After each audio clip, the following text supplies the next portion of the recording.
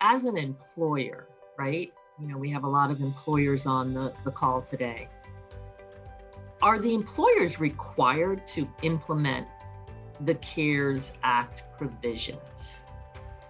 Thanks, Wendy. Yeah, this is perhaps one of the most interesting questions, because when the CARES Act came out, myself, I believe a lot of our clients thought, okay, this is going to be a required implementation.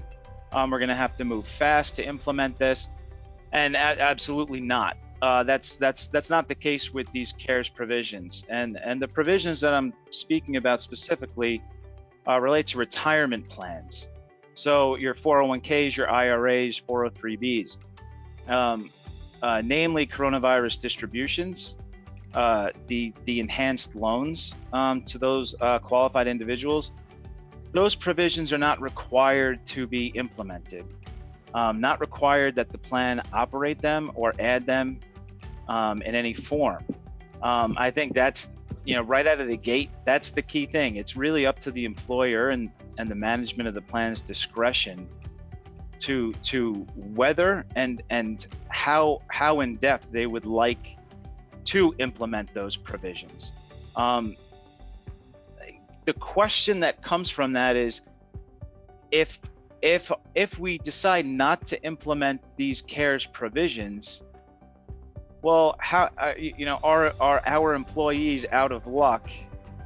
Are they not going to be able to access those tax favorable benefits that CARES has through retirement plans? And the answer to that is yes, employees will still be able to access them as an individual on their tax returns. So no, that there's no requirement to implement, but yes, the employee, regardless whether the employer implements, will still have access to the tax favorable benefits. Lindsay, do you have anything that you might want to add to that?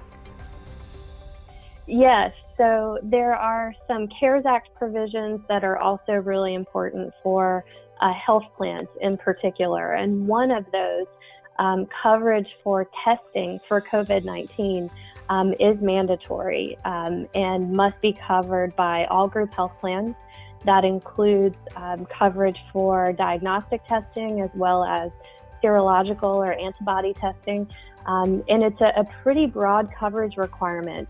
It includes really any cost to determine whether a test is medically necessary and the cost associated with actually administering that test. So that's one important health and welfare provision under CARES that's required.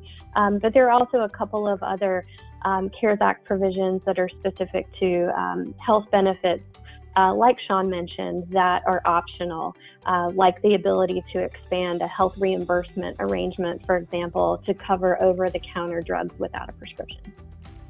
It's interesting. We had at one of our meetings at the Audit Quality Center a discussion about how some providers are automatically, some of the employee benefit plan providers that have prototype documents are automatically including these provisions in their documents. And so employers should probably also make sure that they didn't arbitrarily, right, Sean, arbitrarily accept just because they had an opt-out provision, where a lot of these guys were just kind of saying, we're going to just do it for all of our plans. And, if you're a part of our plan, you're going to automatically, unless you opt out. So I think employers should be checking on that as well.